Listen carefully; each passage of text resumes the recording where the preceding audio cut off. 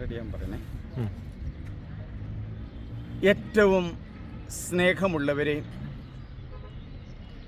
Gethsemane തോട്ടത്തിൽ ഈശോ പ്രാർത്ഥിക്കുന്ന ഒരനുഭവത്തിലൂടെയാണ് ഈ ദിവസങ്ങളിൽ ഞാൻ കടന്നുപോയത്. എൻ്റെ ധ്യാന വിഷയവും അതായിരുന്നു. ഇത് എൻ്റെ ശരീരമാണ്, നിങ്ങൾ വാങ്ങി ഭക്ഷിക്കുവിൻ. ഇത് എൻ്റെ രക്തമാണ്, നിങ്ങൾ വാങ്ങി കുടിക്കുവിൻ എന്ന് യേശു അരുളി ചെയ്തു. ശിഷ്യന്മാർക്ക് അപ്പവും തിരുരക്തവും നൽകി. അതിനുശേഷം ഈശോ ഗെത്സെമൻ തോട്ടത്തിലേക്കാണ് പോകുന്നത്.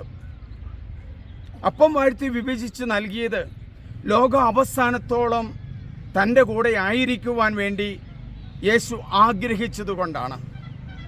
തുടർന്ന് ഗെത്സെമനിലേക്ക് പോകുമ്പോൾ ശിഷ്യരെയും കൂട്ടിയാണ് പോകുന്നത്. ആ വനത്തിൻ്റെ അടുത്ത് എത്താറായപ്പോൾ ഈശോ 2 ശിഷ്യന്മാരെ വിളിക്കുകയാണ്, പത്രോസ് യോഹന്നാനും. ബാക്കി എല്ലാവരോടും പറയുക, നിങ്ങൾ ഇവിടെ ഇരുന്ന് പ്രാർത്ഥിക്കുവിൻ. വീണ്ടും ഈശോ ഒരു കല്ലേറ് ദൂരം മാറി യേശു പ്രാർത്ഥിക്കുകയാണ്, കർത്താവേ, കഴിയുമെങ്കിൽ ഈ പാനപാത്രം എന്നിൽ നിന്ന് മാറിപ്പോകട്ടെ. എൻ്റെ ഇഷ്ടമല്ല, അവിടുത്തെ തിരുവിഷ്ടം നിറവേറട്ടെ. അവിടുത്തെ പ്രാർത്ഥന അത്ര ശക്തമായിരുന്നു. വീണ്ടും വീണ്ടും പ്രാർത്ഥിച്ചു ഈശോ. അതിനുശേഷം ഈശോ ശിഷ്യന്മാരുടെ അരികിലേക്ക് വരികയാണ്. അവരെല്ലാവരും ഉറങ്ങുന്നതായിട്ടാണ് ഈശോ കാണുന്നത്. ഈശോ പറയുകയാണ്, 1 മണിക്കൂറെങ്കിലും എന്നോടുകൂടെ ഉണർന്നിരുന്ന് നിനക്ക് പ്രാർത്ഥിക്കാൻ കഴിഞ്ഞില്ലേ?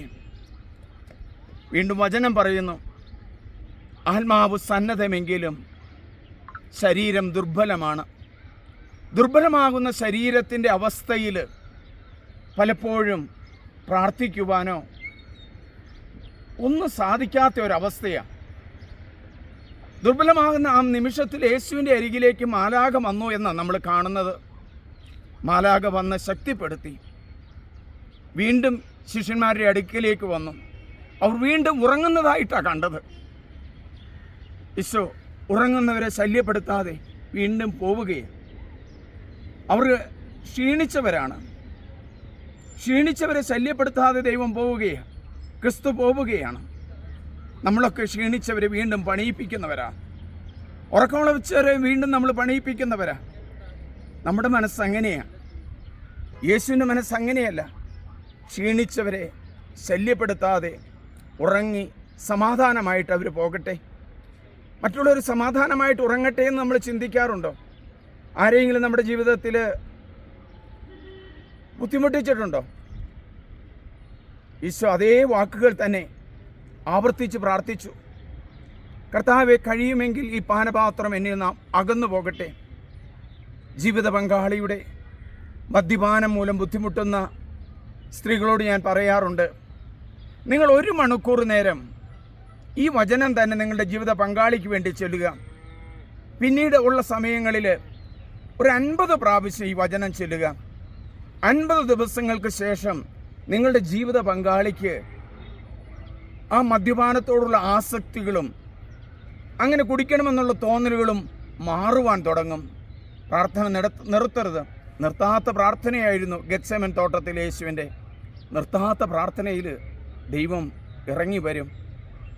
വളരെ ശക്തമായ ക്യാൻസർ പിടിച്ച ഒരു വ്യക്തിക്ക് വേണ്ടി ഞാൻ 121 സങ്കീർത്തനം, 22 സങ്കീർത്തനം, 123 സങ്കീർത്തനം, ഈ സങ്കീർത്തനങ്ങൾ ചൊല്ലി ഒരു 6 മണിക്കൂർ പ്രാർത്ഥനയിൽ ഇരുന്നു.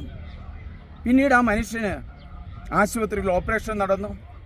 വലിയൊരു അത്ഭുതം എന്ന് തന്നെ പറയട്ടെ, നാക്കിൽ നടന്ന ആ ഓപ്പറേഷൻ ഒട്ടുമുക്കാലും സുഖപ്പെട്ടു. ഏതാനും ദിവസങ്ങൾ കൊണ്ട് ഇന്നും അദ്ദേഹത്തിൻ്റെ നല്ല ജോലി ചെയ്ത് ജീവിക്കുന്നു. നമുക്ക് പ്രാർത്ഥിക്കുന്നവരാകാം, വേദനയിൽ പ്രാർത്ഥിക്കുന്നവരാകാം, ദുഃഖത്തിൽ പ്രാർത്ഥിക്കുന്നവരാകാം. യേശു നമ്മെ സഹായിക്കും എന്ന് ചുറ്റുവങ്ങെടുത്തു.